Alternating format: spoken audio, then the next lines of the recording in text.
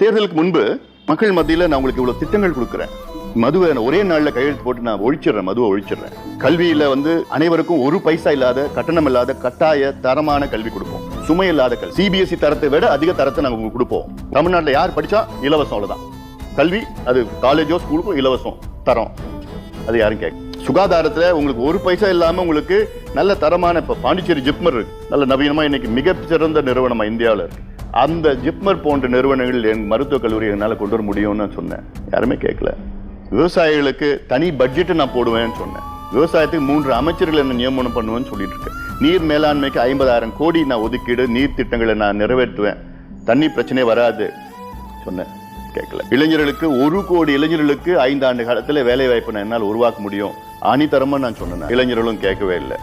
திட்டங்கள் நான் கொடுக்குறேன்னு சொன்ன கேட்கல. 100, 200 ரூபாய், 300 ரூபாய், 500 ரூபாய்க்கு விலை போயிட்டாங்க. அதுதான் என்னால் தாங்கிக்க முடியும்.